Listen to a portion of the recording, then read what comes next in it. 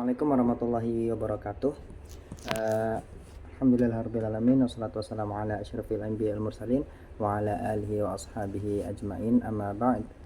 Jadi yang pertama, yang saya hormati Bapak Rektor Universitas Hasyim Asy'ari, yang saya hormati juga Bapak Dekan Universitas Hasyim Asy'ari, dan yang saya hormati Bapak Kaprodi Pendidikan Agama Islam Universitas Hasyim Asy'ari, dan yang saya hormati pula Ibu dosen pembimbing akademik yakni Bunda Iva Inayatul Ilahiyah, dan yang saya hormati pula Bapak pengampu mata kuliah Filsafat Pendidikan Islam. Jadi langsung saja di sini saya akan menjelaskan tentang materi dasar filsafat pendidikan Islam. Mohon maaf, kameranya saya blend dulu. Jadi filsafat pendidikan Islam itu adalah cabang filsafat yang fokus pada prinsip dasar pendidikan yang selaras dengan nilai-nilai Islam. Ya, nah, seperti itu. Dan sekarang kita akan bahas satu persatu apa yang dimaksud di sini ya. Pertama, pengertian dasar filsafat pendidikan Islam ya.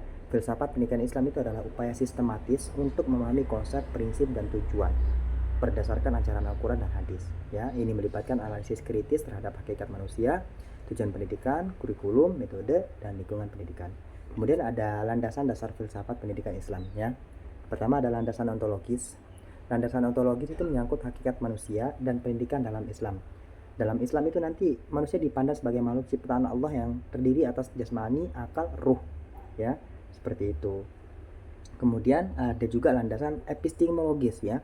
Sumber ilmu dalam pendidikan Islam itu berasal dari wahyu, akal, serta pengalaman. Pengetahuan dalam Islam itu tidak hanya bersifat material tetapi juga spiritual. Kemudian ada landasan aksiologis ya. yakni pendidikan Islam bertujuan untuk menciptakan manusia yang memiliki nilai-nilai moral dan akhlak mulia. Nilai ini meliputi iman, takwa, keadilan, kasih sayang, dan tanggung jawab.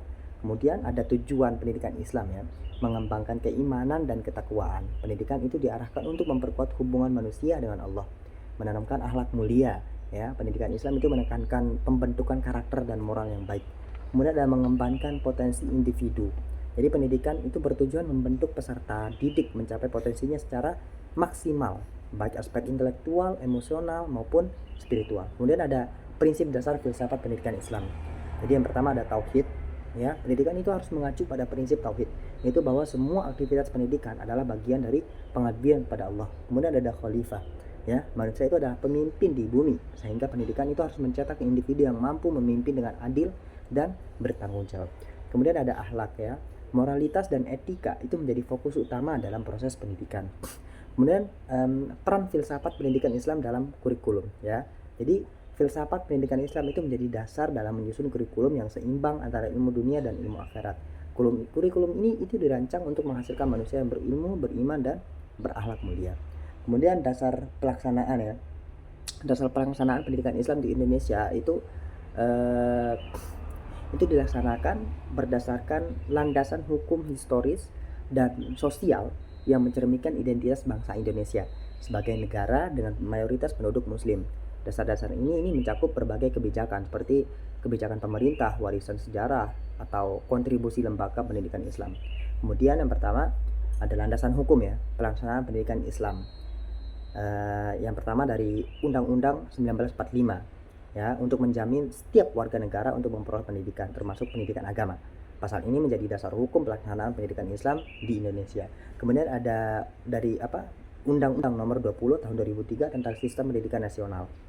Nah, jadi ini mengatur bahwa pendidikan agama adalah bagian integral dari sistem pendidikan nasional.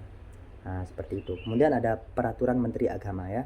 Ini mengatur penyelenggaraan pendidikan di lembaga-lembaga pendidikan Islam seperti madrasah, pesantren, dan perguruan tinggi. Kemudian ada sejarah pendidikan Islam di Indonesia ya. Ada periode awal Islam di Nusantara. Itu pendidikan Islam di Indonesia itu bermula dari kegiatan dakwah yang dilakukan oleh para ulama dan pedagang muslim. Pesantren menjadi lembaga pendidikan Islam yang pertama yang mengajarkan ilmu agama kepada masyarakat. Kemudian ada perkembangan masa kolonial ya. Pada masa penjajahan, pendidikan Islam itu berjuang untuk tetap eksis. Banyak pesantren dan madrasah berdiri untuk melawan dominasi sistem pendidikan kolonial. Kemudian yang selanjutnya ada masa kemerdekaan hingga kini ya. Setelah kemerdekaan, pendidikan Islam mulai diintegrasikan ke dalam sistem pendidikan nasional. Pemerintah mendukung pengembangan madrasah dan pesantren melalui kebijakan, semua berbagai kebijakan. Kemudian ada pesantren ya. Itu adalah lembaga pendidikan Islam tradisional yang menekankan pendidikan agama dan akhlak. Kemudian ada madrasah. Ada madrasah yakni lembaga pendidikan Islam formal yang menggabungkan kurikulum nasional dan pendidikan agama. Kemudian ada perguruan tinggi, ya. Itu di dalam perguruan tinggi itu menyediakan pendidikan tinggi yang berbasis Islam dalam berbagai bidang ilmu. Kemudian ada tantangan dan solusi ya dalam pelaksanaan pendidikan Islam di Indonesia. Yang pertama ada tantangan. Tantangannya ini kurangnya dana dan fasilitas di lembaga pendidikan Islam. Kemudian kesenjangan antara pendidikan agama dan pendidikan umum. Kemudian kurikulum yang belum sepenuhnya relevan dengan kebutuhan zaman. Itu adalah tantangannya. Kemudian solusinya itu peningkatan alokasi dana ya untuk madrasah dan pesantren. Kemudian integrasi kurikulum yang seimbang antara ilmu agama dan umum.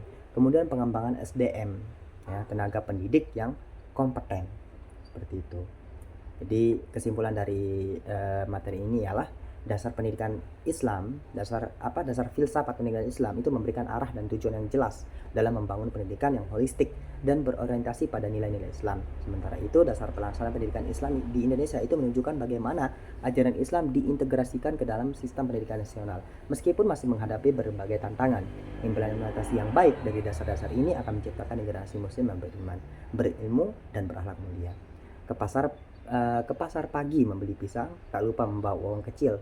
Jangan malas belajar sekarang, masa depan cerah pasti terkendali. Sekian dari saya, kurang lebihnya mohon maaf. Wassalamualaikum warahmatullahi wabarakatuh.